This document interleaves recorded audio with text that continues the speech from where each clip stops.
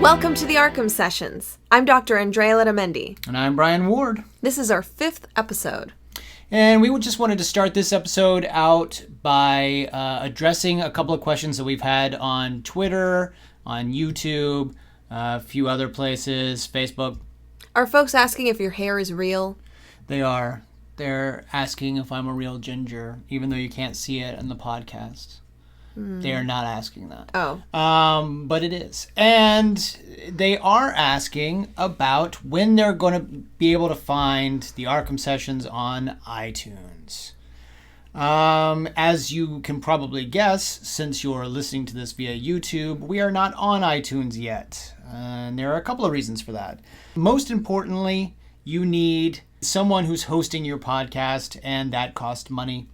Right now, we're sort of in the we're doing this for fun phase, and we're enjoying watching the episodes and talking about the episodes and bringing people in, but we're not necessarily in a place to start paying for someone to host our podcast so we can get it onto iTunes. Maybe if you guys share the link and we get a few more listeners, we would love to be on iTunes and have people subscribe and all that shazazz. So in the meantime, we'll keep posting them on my site, underthemaskonline.com, and on your YouTube channel, which is easily searchable for the ARKHAM Sessions. Yeah. So just wanted to address that, and now we'll move on to our 5th episode, Pretty Poison. I'm excited to talk about this episode because we finally get introduced to some ladies. That's right. Someone besides Summer Gleason. I'm so tired of Summer Gleason. Although we do get to deal with another ginger. This is true. All the women in Batman's life, apparently, gingers. But this brings me to my topic of contention. So far, a good number of the villains, ginger. Okay, who? We now have Pamela Isley. Okay. She's a redhead. We have Jonathan Crane. Okay. We have at least one of Scarecrow's henchmen. Okay. I believe at least one of the Joker's henchmen in last week's episode. And Captain Clown was a redhead. Captain Clown. Yeah, I mean it's now become like a thing. If you're a villain in the Batman universe, you have red hair. However, Man-Bat, when he was a human form, was not redheaded, and when he was a bat form, he certainly did not have red hairs all over his body. Okay, so you've got one villain out of 5 episodes, basically. So far. This episode is great because we're introduced to a number of new characters that we haven't seen before. Like, of course, Dr. Pamela Isley, who is Poison Ivy, Harvey Dent, who is the district attorney. Probably the best friend to Bruce Wayne that we've seen. Right. And, of course, Detective Montoya, who at the time is a police officer, but she has a couple of lines in this episode voiced by Ingrid Oliu, who is a Latin American bilingual actress who went on to do Real Women Have Curves and, went on to do a few movies. So I thought it was great that they had a Hispanic actress voice police officer Montoya for this. And you have a particular love of Montoya anyway. I do. I think that, well, as you know, this is... she was, I believe, in the comics around this time, but this show was really her debut. My understanding is that she was created for this show. Created for the show, but made an appearance in the comics a few months earlier. Mm-hmm. So let's talk about the 5th episode. We're introduced, as you said, to Pamela Isley, eco-terrorist to Gotham City. She's an environmentalist. Yeah, an extreme environmentalist. First of all, we're introduced to her hands early in the episode. It's a flashback. That is clearly a man. It is not. It does look weird. She's wearing gloves. The idea is she's wearing gloves and has like a gut. Look, we don't know. The idea is that we don't know, who this person is. We only see their hands and parts of their bodies as their body as they're picking up dirt and roses. And this is clearly a flashback. It's sort of in that sepia tone. And Harvey Dent has just been assigned as district attorney. He's there with Bruce Wayne, who has just funded this huge project. And the project is to instate this new facility, the Gotham Penitentiary. And that's kind of how we're introduced to her, at least glimpses of her. Or someone who maybe works with her or something, because it's clearly a man. Okay. Well, you're going to have to watch the episode to understand that. But yes, we don't really get the sense. Everyone, go watch the episode, Pretty Poison. You tell us in the comment section below if you think that character model is male or female. Okay, so fast forward 5 years later. Fast forward 5 years to a safer Gotham. Mm-hmm. And the penitentiary is built.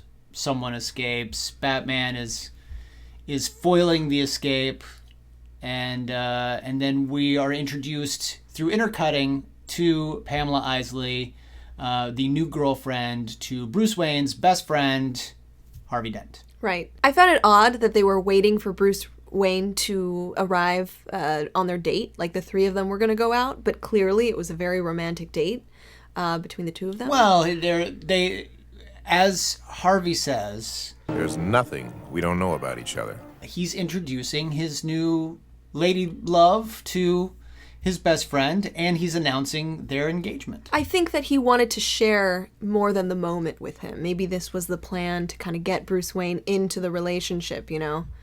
Okay, fine. So you're little bit of a triangle action? I don't know. I just found it odd that they were on this date and they were waiting for Bruce Wayne to show up. But I get that this they were clearly announcing after only a week of having known one another that they were being engaged.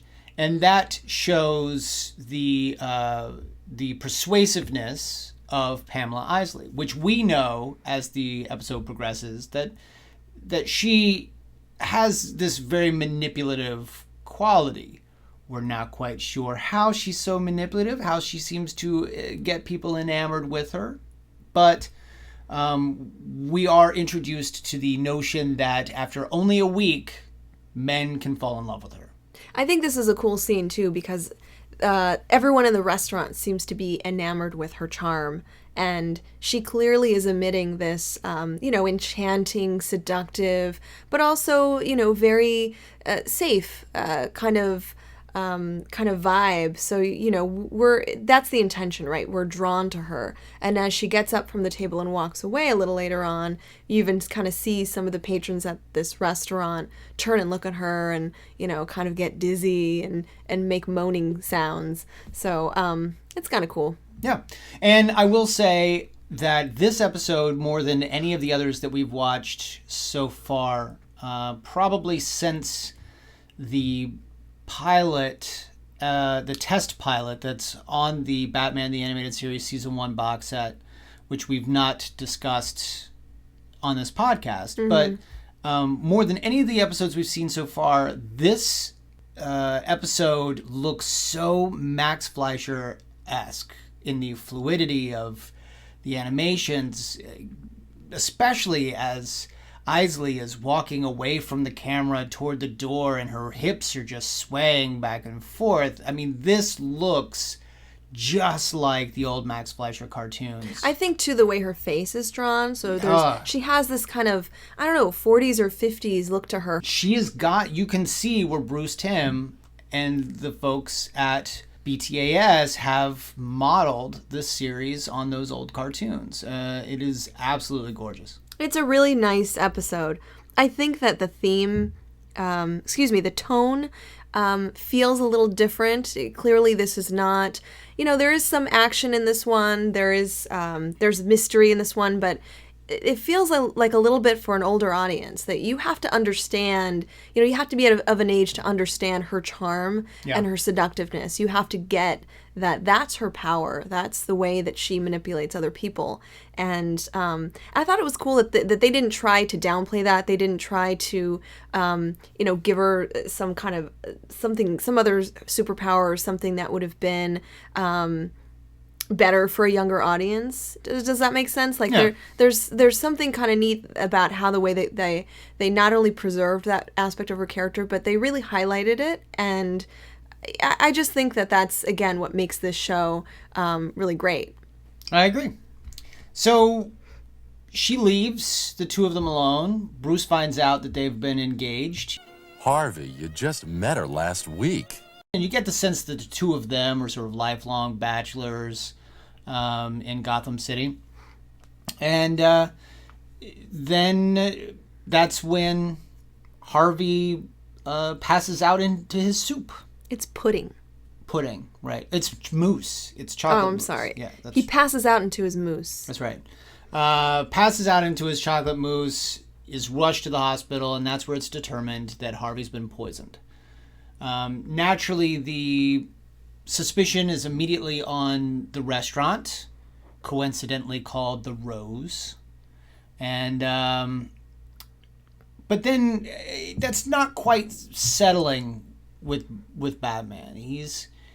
He starts going toward a different direction, which eventually leads to Pamela Isley having been the one that poisoned. Right. I think it's that moment where he leaves the hospital and he's walking Pamela out to her car, and she's clearly distraught. She's crying, and he's consoling her. Sidebar, he now is showing two very appropriate human connections. Harvey Dent, he is good friends with him. He's supportive. This is, of course, to counter your theory that Bruce Wayne has some kind of antisocial personality disorder. Right. And with Pamela, he's consoling her. He's very supportive. He walks her out. You know, this episode really shows a lot of Bruce Wayne, not so much of Batman. But the first half of this episode is pretty much mostly Bruce Wayne. And, you can see that he's connecting with her and he's consoling her and that he has empathy, which is, I don't think that's an act. I think that he truly feels that way, and he's a little bit confused by why his friend is in a coma. But there's something about the way that she hugs him, like she moves toward him. It's a little bit close. There's this feeling he gets where, you see him cock an eyebrow, like, this is weird. And he has this flashback to when... Yeah, you know why it's weird? Why? He's thinking to himself, this is weird. I'm feeling emotion. Oh, come on. Toward these characters. There must be something... What is this feeling? There must be something hypnotic about this woman. Because I clearly have antisocial personality disorder. Oh. But rather than react the way that she wants him to react, which is, like you said, to be hypnotized and mesmerized by her beauty and her body. Instead, he has this realization that she had kissed Harvey Dent at the dinner table during their date, that he was a third wheel on, and that kiss seemed to spark this notion in him that maybe that's why Harvey Dent was poisoned, or maybe there is some reasoning behind this that leads back to Pamela. So once he comes to the conclusion that it's Ivy or Isley, the entire thing comes down to a big brawl, which is actually very reminiscent of, I guess it's vice versa. The original Arkham Asylum video game, which has one of the more difficult moments for me in that video game, is the big showdown with Poison Ivy, where she's a giant plant. That's the hardest part of that game. Yeah, and because that game was written by Paul Dini,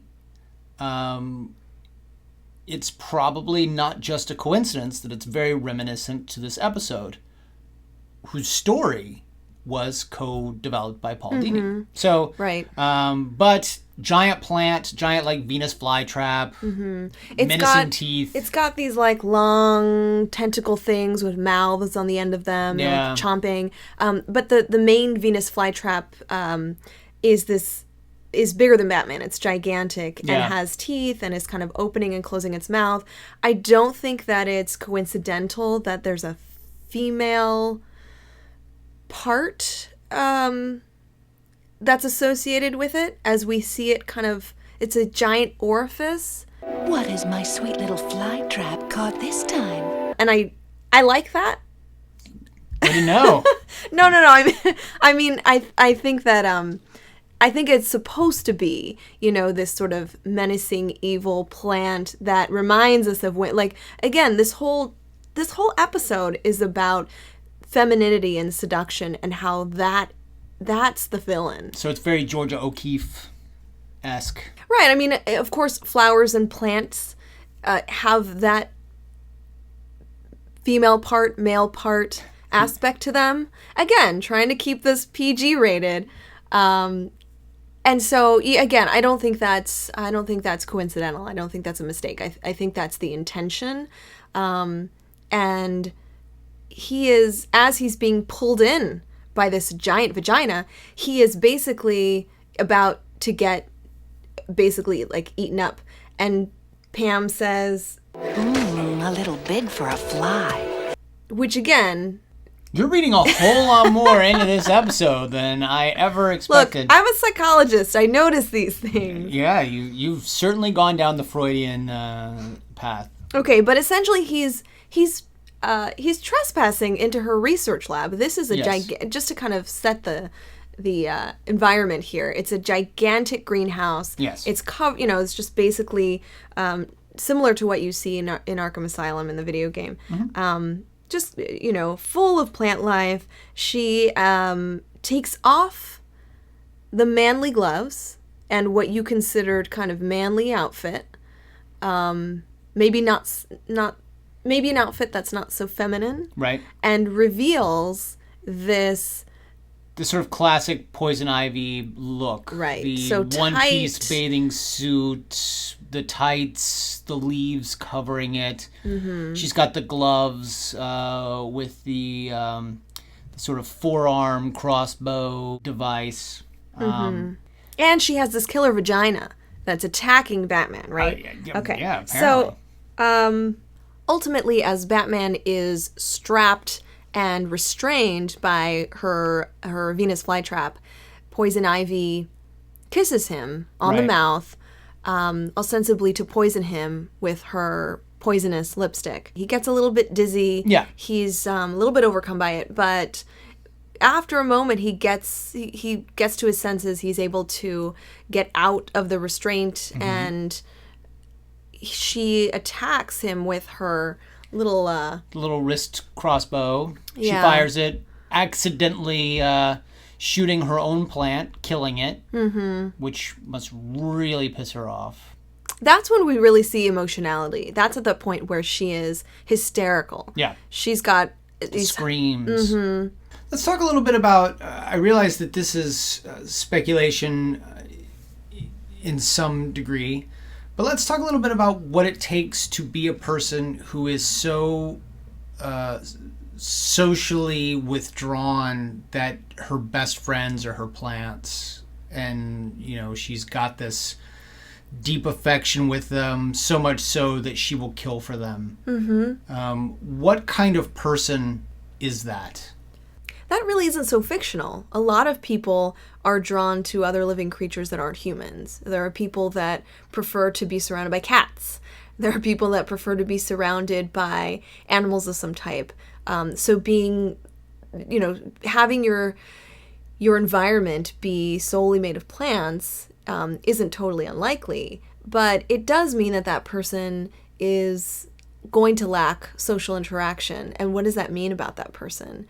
It may mean that when they are socializing, when they're involved with other people, they don't quite interact successfully. They may be lacking social skills. They may not have the ability to connect and to socialize appropriately. And there are some kind of people that simply do not desire or crave social interaction. They're just simply content being by themselves or being with cats or dogs or animals or plants. That in and of itself, just wanting to be alone, that's not enough information to determine that someone has a problem. Yes, it's a red flag and it can be problematic, but just that alone, doesn't really say much. The place goes up in flames. Well, right. Batman manages to knock down some lighting. It lands in some water. The whole greenhouse goes up in flames, and all of her plants are being destroyed. She grabs the pot with the couple of roses that are left, and ostensibly these are the last roses that she has. This particular type of rose, which had been sent. People thought it had gone extinct 5 years ago. Mm-hmm. Not coincidentally, the same time that her new love, Harvey Dent, was breaking ground on the penitentiary. So now we're seeing that there was actually motivation. There's a reason why Pamela was going after Harvey. Harvey had to pay for his crime. What crime? Why, murder, of course. Right. This was revenge. Right. She completely blames Harvey Dent for the near extinction of this particular rose. Yeah. She ends up going to prison. Batman gets the antidote. The bottle for the weed. Gives it to Harvey. All is well. She goes to the Gotham Penitentiary, the exact place that was constructed right over, the dirt where, her roses were growing. I mean, it's a little sad, I think. Yeah, for sure. I think what's great about Poison Ivy is that she's a little bit more complicated than a lot of other villains in a few ways. This episode actually introduces us to her fairly well. It describes her as a research chemist with a cosmetics firm, and she's developing some new fragrances. So the Nightshade. Nightshade, of course, being a highly poisonous plant. Oh, it will kill you. Apparently. And, we learn that she has a PhD in botany from Gotham University, where she still lectures. So we get the idea that she's an intelligent, well-respected woman in the community. We know that she is a researcher, a scientist of sorts, and that she's also a woman who is desired after, that she is maybe not unlike Harvey Dent, someone who's recognizable in Gotham City. And so, here we have this strong, dedicated, intelligent, and very sexy woman who is, going after the district attorney, or at least coupling up with the district attorney. Did you see anything in this woman that maybe threw up a red flag or two? I like her, and there's nothing wrong with her. All right, that's fine. No, I think that, again, she's very complicated, but one thing that of course we all notice about her is that her first foot forward, at least as Poison Ivy, is that she is very emotional. She is somewhat dramatic. She is seductive. The way that she interacts with men, the way that she carries herself. And I think that she does have this heightened, seductive, charming, enchanting way about her. Now, it's certainly not abnormal or problematic if someone happens to be very seductive. If a woman happens to be attractive and seductive, I mean, clearly there's nothing wrong with that. But for someone to utilize that aspect of themselves, almost in this pervasive way, it's how they identify themselves, it's how others identify them, then that's where then it becomes sort of this characterological trait. And that's where you might see some problems. So what kind of, is there like a personality disorder or something where you could find these sorts of traits? There are. And you mentioned personality disorder, and we've talked about personality disorders before on the show. Personality disorders, I just want to mention, it's like a group or a class of mental disorders. And they're a little bit different in the sense that a personality disorder, as the name implies, is characterized by an enduring pattern of behaviors and emotions that, as I said, basically someone sees themselves in a certain way and sees other people in a certain way. And this is not so much episodic, like for anxiety, you have various anxiety attacks or episodes, or you have depressed episodes. A personality disorder is a more pervasive, enduring experience. It's about somebody's character, and for that reason, they're a little bit harder to diagnose. Certainly, you need a lot more information to determine if someone has a personality disorder, and there are different classes or types of personality disorders. But one is called histrionic personality disorder, and it refers to a person who is what one would say like very emotional, very dramatic, would want to draw attention to themselves, tends to be somewhat egocentric and narcissistic, but really deep down has kind of a fragile sense of self.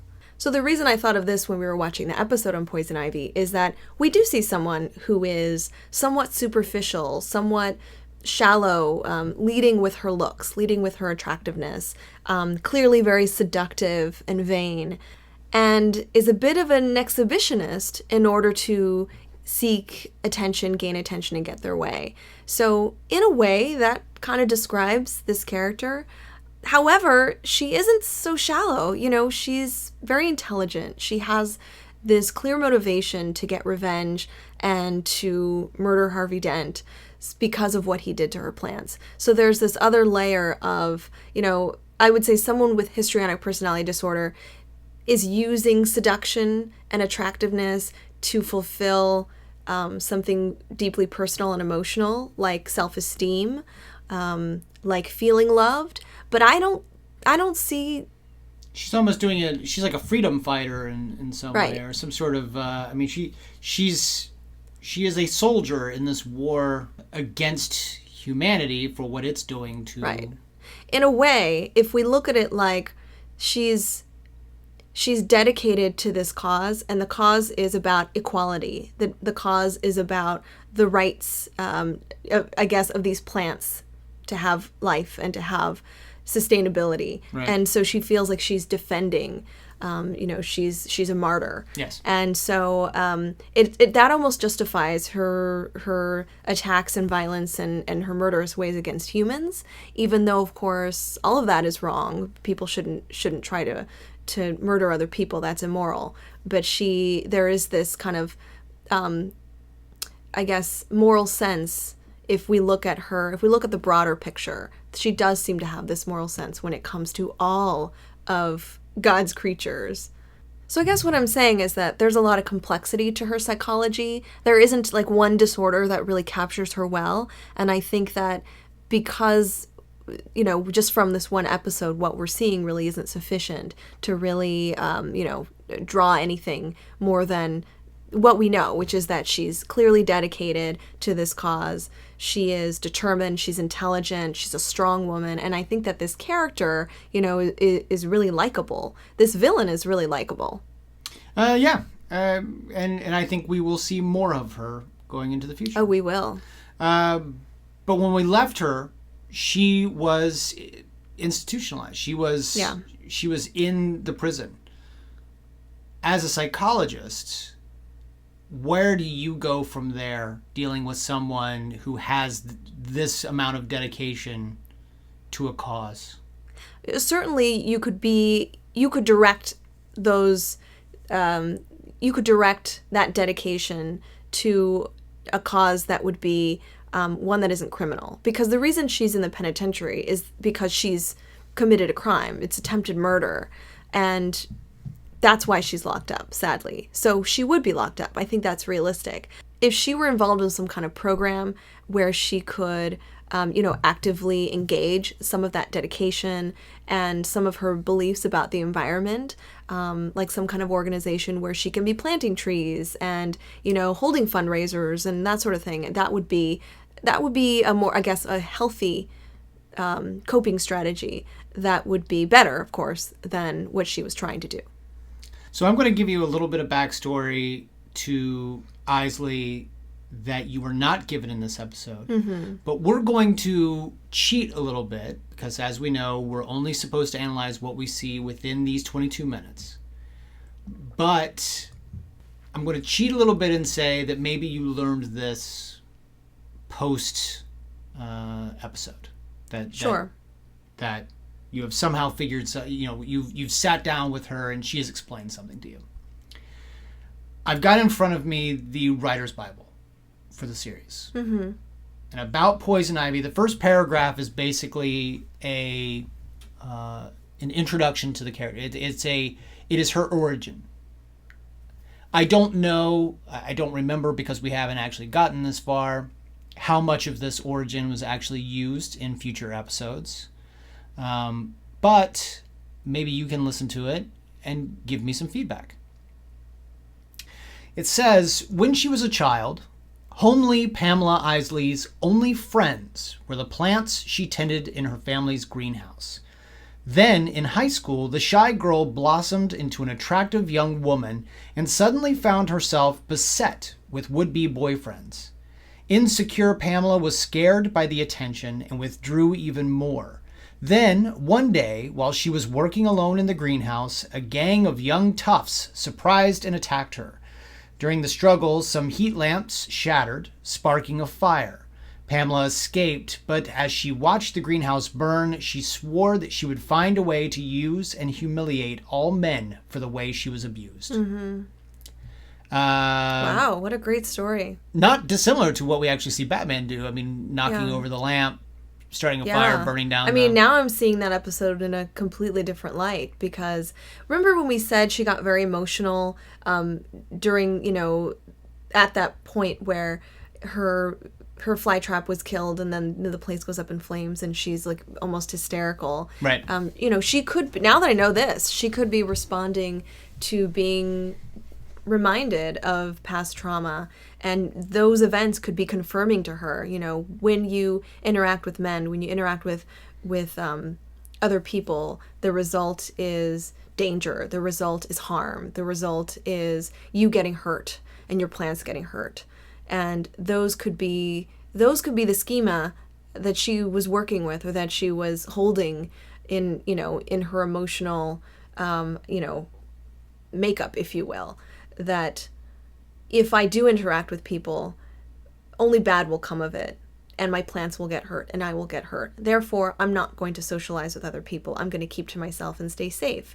And now that I, hear this story, I feel like, well, of course you do. If this were a patient sitting in front of me and they described that to me, my reaction would be, yeah, of course you feel that way. I would feel that way too. You're coping and trying to...